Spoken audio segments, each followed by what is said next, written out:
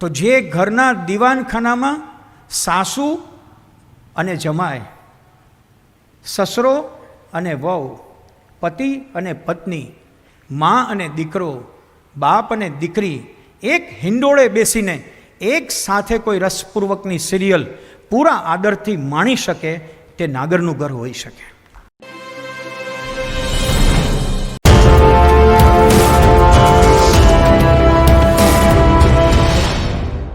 ધારાનો અર્થ એવો લખ્યો છે ભીખુદાનભાઈ કે કોઈ માણસને પોતાની રાજી ખુશીથી કાનની બૂટ પકડીને સંમત થવાનું મન થાય એવી વાત એ ધારા છે.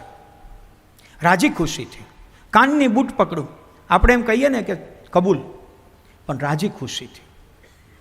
આ રાજી ખુશીનો અર્થ એવો છે કે જોર જુલમી નથી, જ્ઞાતિ બંધન છે, પણ જ્ઞાતિમાંથી બહાર નીકળીને તમે જ્યારે એક વિચારને બહુ મોટો થતો જોયો, એ વિચાર એવો બન્યો જેમાં બે બાબત બની, જેમાં વ્યક્તિ મટીને એ વ્યાપકનો વિચાર બન્યો અને સ્વ મટીને એ સર્વનો વિચાર બન્યો. ત્યારે આ વ્યાપક અને સર્વ માટેની જે વિચાર હતો તે વિચારધારા બની ગઈ. હવે આ નાગર એક વિચારધારા કેમ છે? પ્રિય બાપુના મનમાં બહુ સ્પષ્ટ છે કે નાગર એટલે નરસિંહ, નરસિંહ એટલે વૈષ્ણવજન, અને વૈષ્ણવજન એટલે પેલી 18 અધ્યાયવાળી ગીતા. એ પ્રમાણે જે કોઈ જીવે, જે કોઈ આચરણમાં મૂકવાનો પ્રયાસ કરે, સંપૂર્ણતા કાયમ આપણને મળવાની નથી. ઉમાશંકરભાઈ તો એવું યાચે છે, સંપૂર્ણતા હુંથી પરી રહો સદા, આનંદ માગું હું અપૂર્ણતાનો, દમે દમે કંઈક થવા મથી રહું, મથામણોની ન મણા હજો મને. મથામણની મણા ન હોય સાહેબ.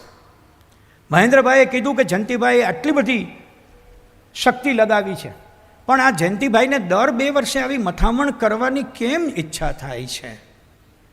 કદાચ ઉમાશંકરભાઈની વાત સાચી છે, મથામણોની ન મણા હજો મને, લિમિટ ન હજો, મથામણ રોજ થવી જોઈએ.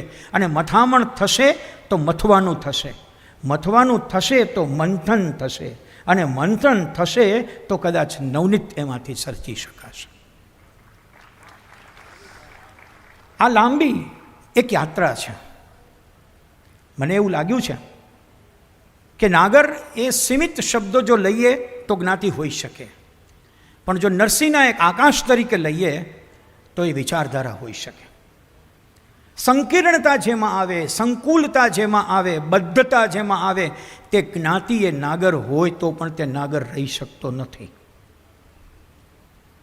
આમ થવું જ જોઈએ અને આમ ન થાય તો ન ચાલે, એ જે બોલે તે નાગર ન હોઈ શકે. આવું હું કહું છું એવું જરૂરી નથી. હમણાં જ પૂજ્ય બાપુએ કુળ 71 તાર્યારે નામની પ્રદર્શનીનું ઉદ્ઘાટન કર્યું, અને એમાં અમે 71 એવા વ્યક્તિત્વો મૂક્યા છે કે જેના વિશે હું વાત કરવા બેસું તો ખાસો સમય લાગે, એટલે એવો સમય નથી લેવાનો. પણ કેટલીક લાક્ષણિકતાઓ જે ખરેખર નાગર જ્ઞાતિ સાથે જોડાયેલી છે, એ લાક્ષણિકતાઓ એવું સ્પર્શે છે કે એ બધી જ જ્ઞાતિને અપનાવવાનું મન થાય તેવી તો ચોક્કસ છે. કલમ, કડછી અને બરછીનું સામર્થ્ય, પાન, પાટિયું, પિતાંબર, પાટલો અને પંચાત. પંચાત જોઈએ છે. નાગરોની દરેક ઘરની અંદર એક હિંડોળા યુનિવર્સિટી ચાલતી જ હોય છે. આ હિંડોળા યુનિવર્સિટી ગુણવંત શાહનો શબ્દ છે.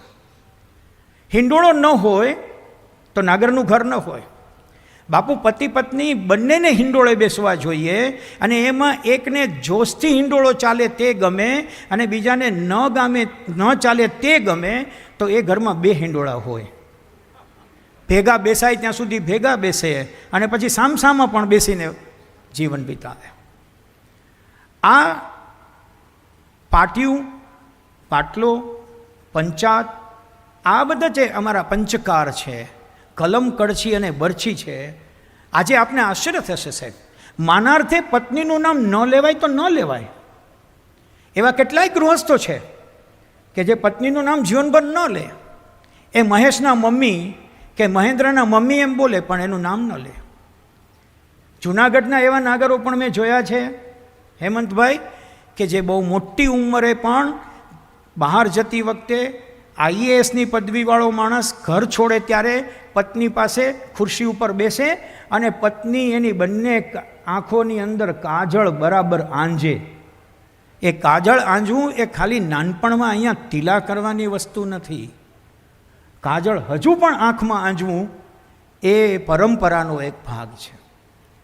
હું કદાચ યાદી આપના સમક્ષ મૂકું તો જે ઘરના દીવાનખાનામાં સાસુ અને જમાય, સસરો અને વહુ, પતિ અને પત્ની, મા અને દીકરો, બાપ અને દીકરી એક હિંડોળે બેસીને એક સાથે કોઈ રસપૂર્વકની સિરિયલ પૂરા આદરથી માણી શકે તે નાગરનું ઘર હોઈ શકે. સ્ત્રી દાક્ષિણ્યમાં તો કોઈ પહોંચે નહીં. મારે નરસિંહની વાત એટલા માટે નથી કરવી કે એનું સામર્થ્ય તો બાપુ પાસે છે. કેટલું સામર્થ્ય! જ્યારે એને ઘરમાંથી કાઢી મૂકે તો પણ ભાભી પ્રત્યેનો એમનો લગાવ જરા પણ ઓછો ન થાય.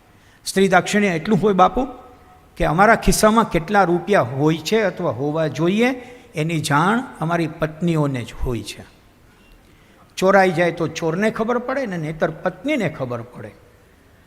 આ બધા જ લક્ષ્મીના વ્યવહારો જાળવનારી સ્ત્રીમાં સ્ત્રીનું સશક્તિકરણ. હમણાં જ બાપુ આપે કહ્યું કે પુષ્પા આઈ, જે કાળો સાડલો, બાપુએ તો યાદ અપાવ્યું કે મારી પહેલી કથા જૂનાગઢની પહેલી કથા પુષ્પાબેને કરાવી હતી શિશુ મંગલની અંદર. આ પુષ્પા આઈ એ વખતે વિમેન એમ્પાવરમેન્ટનો કોઈ ધ્વજ નહોતો ફરક્યો. ત્યારે બેટી બચાવો ક્યારે કહેવું ન પડે સાહેબ. આ કહેવું પડે છે એનો અર્થ એવો છે કે આખો સમાજ નાગર વિચારધારાથી દૂર જઈ રહ્યો છે.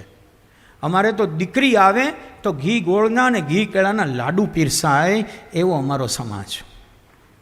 અમારો સમાજ કહું છું ત્યારે અહીંયા બેઠેલા સૌનો કહું છું, દરેકે દરેક વૈષ્ણવજનનો કહું છું, દરેકે દરેક નરસિંહજનનો કહું છું. અને મને ચોક્કસ એમ કહેવા દો કે જાહેર પ્રસંગોની અંદર પતિ અને પત્ની જોડે બેસીને જમે. ભાગ ન પડે બહેનો બહેનો પહેલાં ભાઈઓ ભાઈઓ પછી, એવો ભાગ ન પડે. એક સાથે આવે, એક સાથે જમે, એક સાથે બેસે. મારે અતિશયોક્તિ સાથે કહેવું હોય તો કહેવાય કે માત્ર નાગર વિચારધારાના ઘરના દીવાનખાનામાં જ સ્ત્રીઓ બેસી શકે છે અને દલીલો કરી શકે છે, ઝઘડો કરી શકે છે. હવે આ બધું કોને ન ગમે? અને જેને ગમે તે અપનાવે તો એને જ્ઞાતિથી નાગર ન કહેવાય, જીવન વ્યવહારથી ચોક્કસ નાગર કહેવાય.